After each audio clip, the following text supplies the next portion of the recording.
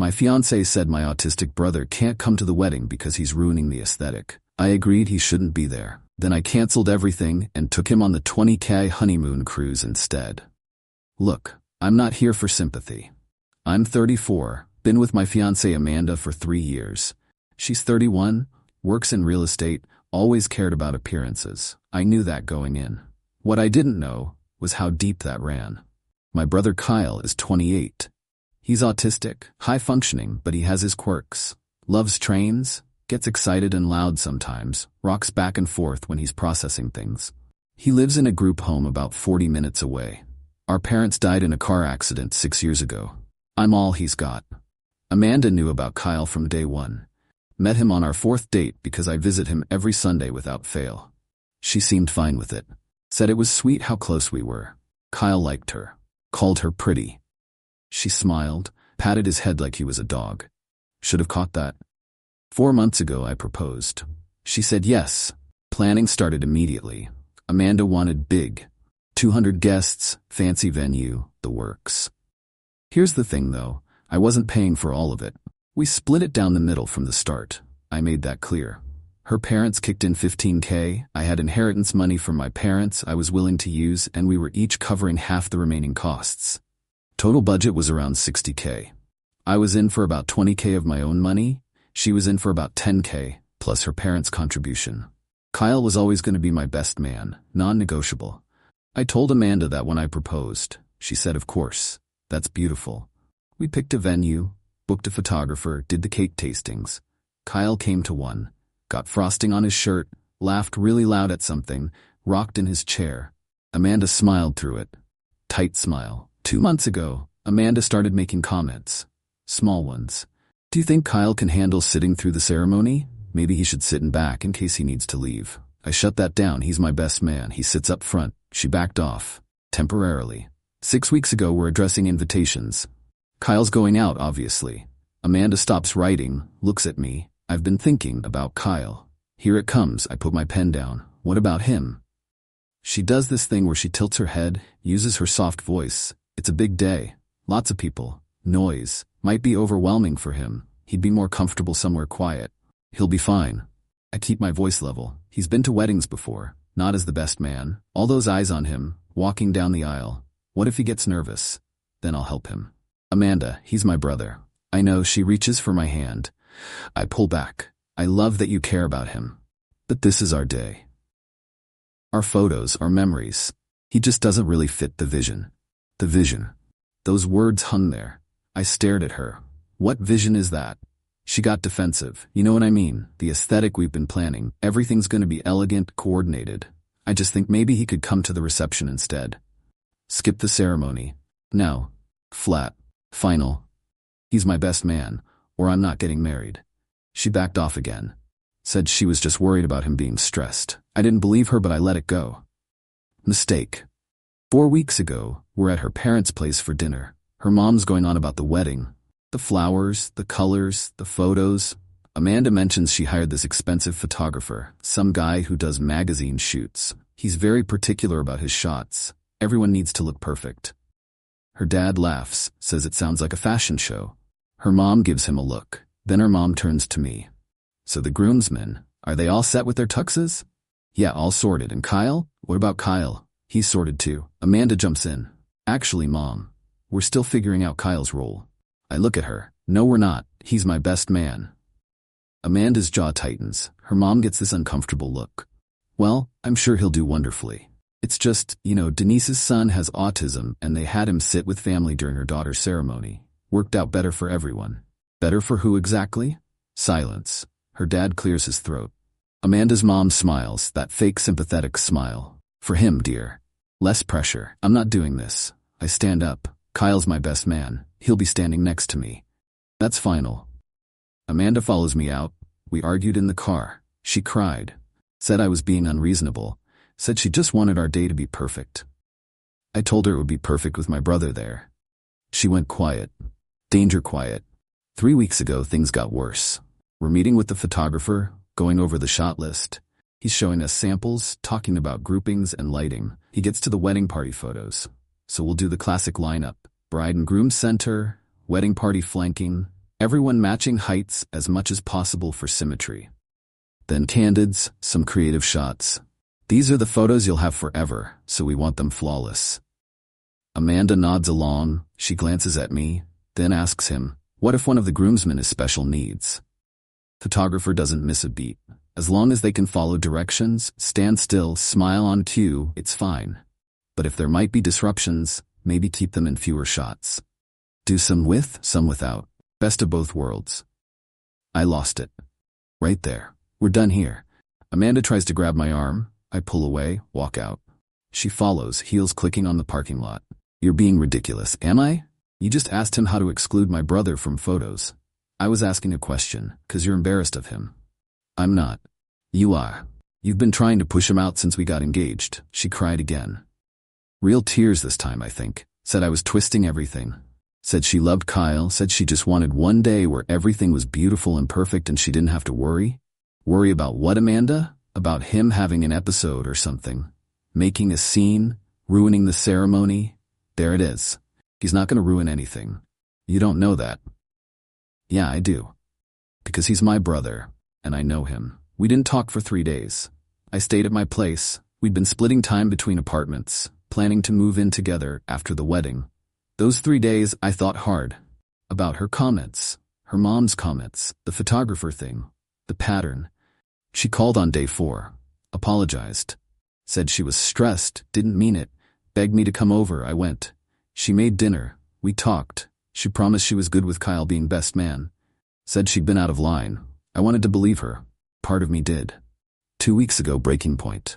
We're doing a final walkthrough at the venue. Amanda, her mom, her sister Jess, me, wedding coordinators showing us the layout, ceremony space, reception hall where everyone sits. We get to the front row setup. Coordinator points, immediate family here, parents, siblings. Amanda interrupts. Actually, my fiancé's brother won't be sitting. He's in the wedding party. Coordinator makes a note. Oh, perfect, best man. Yes. Coordinator smiles at me. That's lovely. We move on. Looking at the reception layout. Head table for wedding party. Amanda's studying the diagram. She turns to the coordinator. Is there any way to do a smaller head table? Just bride, groom, maid of honor, one groomsman?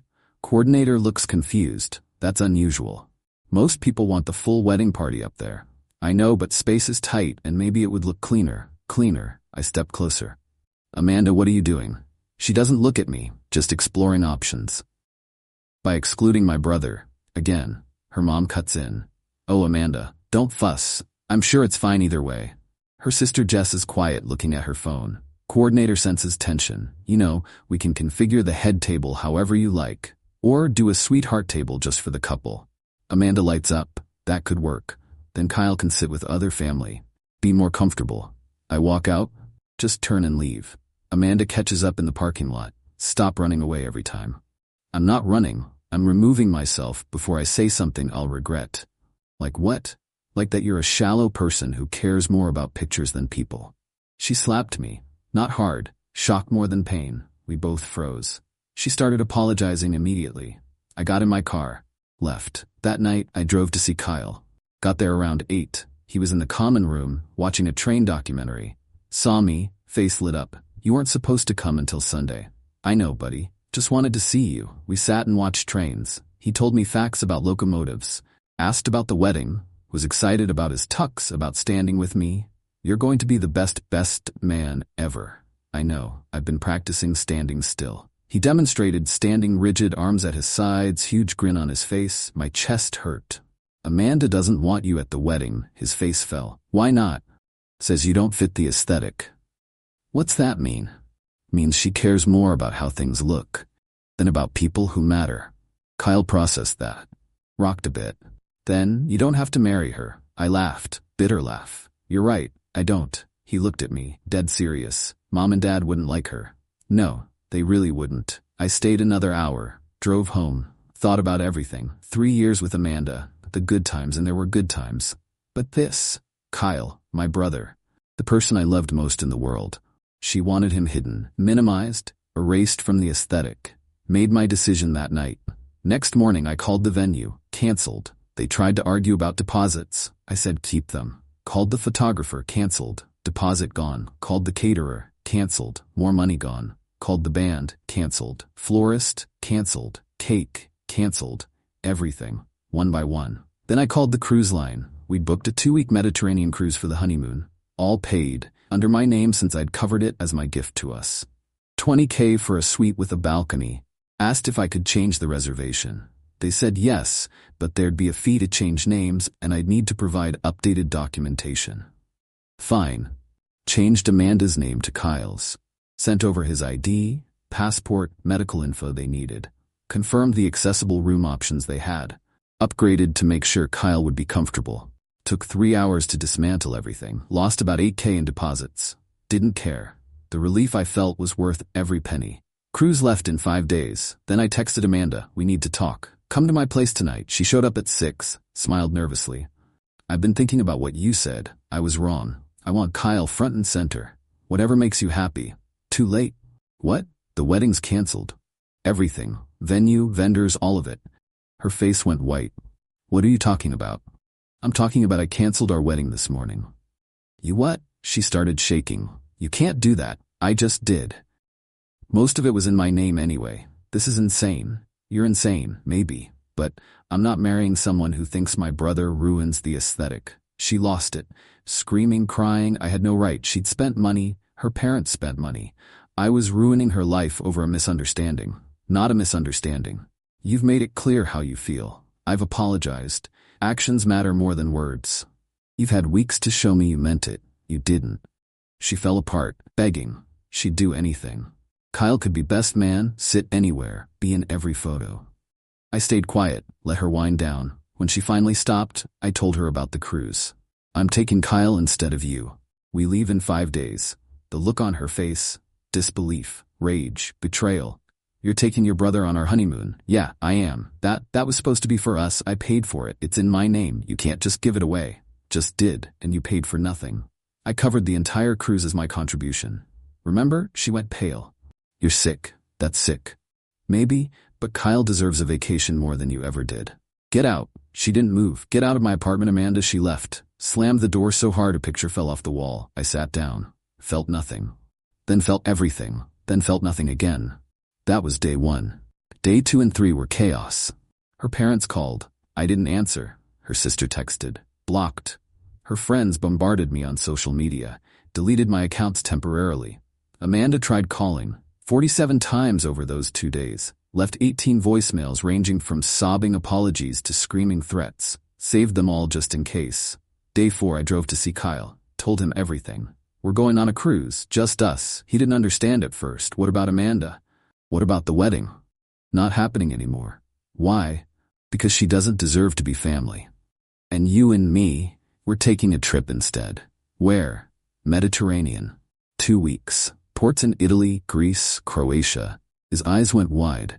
We're gonna see trains in other countries? Probably, yeah. He hugged me, tight. This is better than a wedding. Day 5, night before we left, Amanda showed up at my apartment. I'd changed the locks. She still had the gate code. Buzzer rang at 10 p.m. Ignored it. She started yelling from outside. Ethan, open the door. We need to talk. Please. I'm begging you. Don't do this. My neighbor came out, asked if I wanted him to call the cops. I said no, she'll leave. She did, eventually. Left a letter taped to my door. Didn't read it. Threw it away. Probably should have kept it, but I was past caring. The cruise was perfect. Kyle had never been on a plane before. He was nervous, then excited, then fascinated by everything. Took a million photos of the wings, the clouds, the flight map. At the airport in Rome, he couldn't stop smiling. We boarded the ship, his face when he saw our room, the balcony, the ocean. This is the best day of my life. We spent 2 weeks just existing. No drama, no wedding stress, no Amanda, just me and my brother. First port was Naples. We did Pompeii. Kyle was fascinated by the preserved train tracks, ancient as they were. Took photos of every stone groove where carts used to roll. Tour guide thought it was charming. Other tourists smiled at his excitement. Nobody looked at him like he was a problem. Nobody suggested he'd ruin their photos. In Rome, we saw the Colosseum. Kyle got overwhelmed by the crowd. Started rocking. I guided him to a quiet corner. We sat, waited. He calmed down in his own time. No rush, no judgment. Just patience. When he was ready, we continued. That's how it should be. Greece was his favorite, Santorini specifically. The white buildings, blue roofs, he said they looked like train stations from a storybook. We ate at a restaurant overlooking the caldera. He ordered the same thing I did because he trusted my judgment. Moussaka. He loved it. Asked if we could have it again tomorrow. We did. On the ship, Kyle made friends with one of the staff, guy from the Philippines who also loved trains. They talked for an hour about bullet trains versus freight trains. I sat back, watched my brother be himself without apology, without someone cringing at his volume or his hand movements or his joy. The ship's horn became a ritual. Every time it blew, signaling departure from a port, Kyle would run to our balcony, wave at the dock, grin at me. This is the best, Ethan, every single time. Never got old for him. Never got old for me watching him. We watched the ocean for hours from our balcony. He told me train facts, how many tons a locomotive could pull, the difference between diesel and electric, the history of the Orient Express. I told him stupid jokes. Why did the train conductor get in trouble? He went off track. He laughed every time, even when I repeated jokes. Formal night on the ship, we dressed up. Kyle in a button-down I'd packed for him, me in slacks and a nice shirt. We took photos. The ship's photographer said we looked distinguished. Kyle beamed. These are better than wedding photos. You're right, buddy. They really are. 5th day into the cruise, I made the mistake of turning on my phone when we were in port. Had Wi-Fi. Messages flooded in. Texts, voicemails, emails. Most from Amanda. She'd left more voicemails after we left. 31 total now from the day I canceled through now. I scrolled through some of the newer ones. Listened to a few. Big mistake. One from the day after we left. Sobbing. Ethan, please. I'm sorry. I'm so sorry. I love you. I love Kyle. I was awful. Please come back. We can fix this. Call me. Please.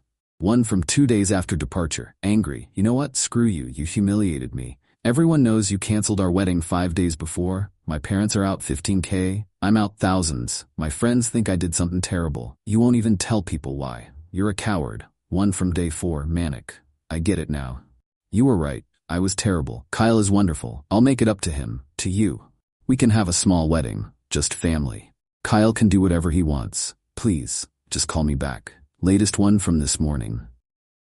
Cold. My dad's looking into legal options. You defrauded us. Led us on. Made us spend money under false pretenses. You'll be hearing from our lawyer. Hope your little vacation is worth it. I deleted them. Turned the phone back off. Told Kyle none of it. We had a week left. I wasn't letting her poison it. We got back stateside, tanned and genuinely happy. Kyle didn't want to go back to the group home. Can I stay with you? Buddy, you've got your routine there, your friends. I know, but I like being with you more. We'll do more trips, I promise. He accepted that.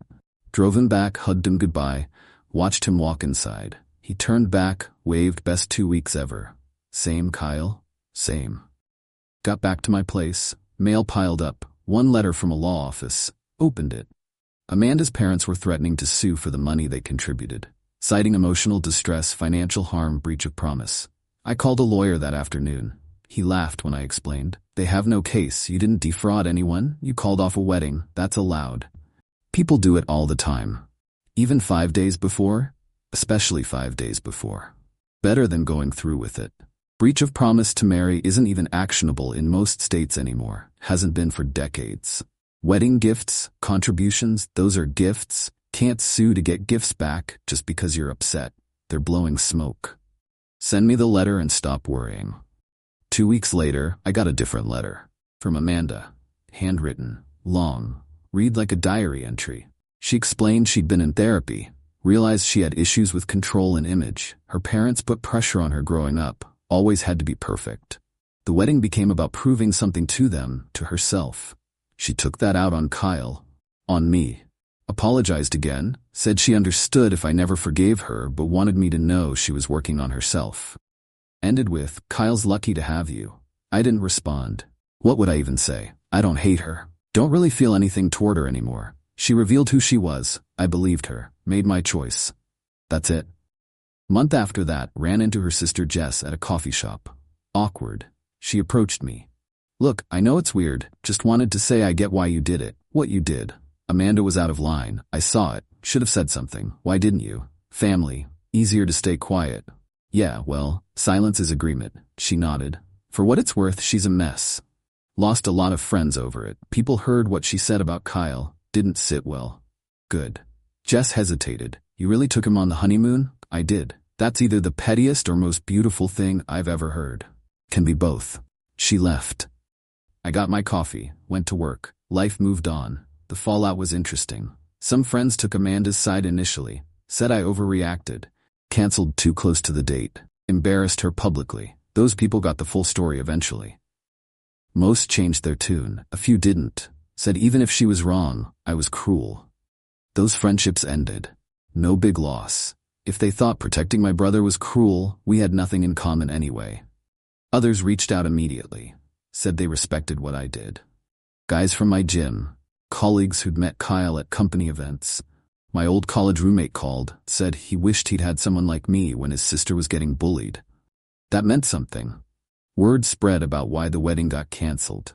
Small town, smaller circles. Amanda's comment about Kyle ruining the aesthetic made the rounds. Her reputation took a hit. Real estate's a relationship business. People buy from people they like. Turns out, people don't like someone who'd exclude a disabled person from a wedding for image reasons. Her sales dropped.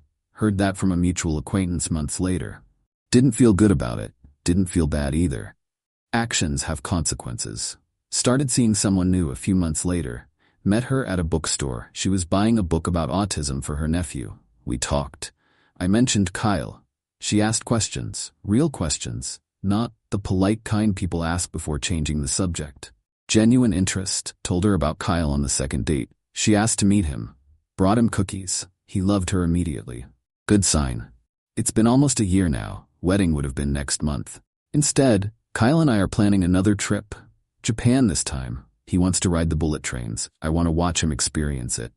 Amanda sent me one more message couple months ago. Just said, I hope you're happy. I am. Never regretted it. Not the canceled wedding. Not the lost deposits. Not the burned bridges with her family. Kyle comes first. Always has. Always will. Anyone who can't understand that isn't someone I need in my life. Simple as that. Looking back, I should have seen the signs earlier. The head pat on date 4, the tight smiles, the small comments, rose-colored glasses and all that. But the second she said he'd ruin the aesthetic, it was over. You don't get to come back from that. Not with me. Some things you can't unsay. People ask if I feel bad for her. Sometimes, she got caught up in something that mattered for the wrong reasons. Weddings do that. They become about the event instead of the marriage, the photos instead of the people, the image instead of the reality. She lost herself in that. But that doesn't excuse trying to exclude my brother from the biggest day of my life. Doesn't excuse weeks of subtle digs and manipulations. She made choices. I made mine. Here's what I learned. You can't compromise on your core people, the ones who matter most. You start making exceptions for how they're treated. You lose yourself. Kyle is my core. Has been since the day he was born. I was 6 years old, holding him in the hospital. Mom let me sit in the chair, showed me how to support his head. You're a big brother now. That means something. It meant everything. When he got diagnosed at 3, some family members suggested institutions. Said he'd be too much work. Mom and Dad shut that down hard. He's our son. He stays with us. They taught me that. Family doesn't get hidden away because they're inconvenient or different. You adjust, you accommodate, you love them louder. After they died, I promised them I'd take care of him. Promised at their funeral, standing between their graves. Kyle was there. Didn't fully understand they were gone. Kept asking when they'd wake up. I told him they wouldn't. But I was still here. Always would be. I meant that. Amanda wanted me to break that promise. Didn't matter that she didn't phrase it that way. Didn't matter that she claimed it was about his comfort or stress levels. She wanted him minimized, hidden, less visible in her perfect day. That's a broken promise. Can't build a marriage on broken promises. Best decision I ever made was buying Kyle that ticket. Seeing his face light up in every port, hearing him laugh on the balcony, watching him try to speak Italian to a waiter. Those memories are worth more than any wedding could have been. That's the aesthetic I care about. The look on my brother's face when he's happy. Everything else is just noise. Amanda's moved to a different city from what I heard. Fresh start. Hope she finds what she's looking for. Just glad it's not with me. Kyle asks about her sometimes. Is Amanda nice now? I don't know, buddy. Haven't talked to her. Oh, pause. I like your new girlfriend better. She likes trains. Me too, Kyle. Me too. That's it. That's the story. Cancelled a wedding. Took my brother on a cruise. No regrets. Would do it again. Kyle's meeting me for dinner tonight. We're planning Japan. He's bringing printouts of train schedules. I'm bringing patience. It's a good trade. Better than a marriage built on aesthetics and resentment. Better than compromise that costs someone their dignity. Better than settling.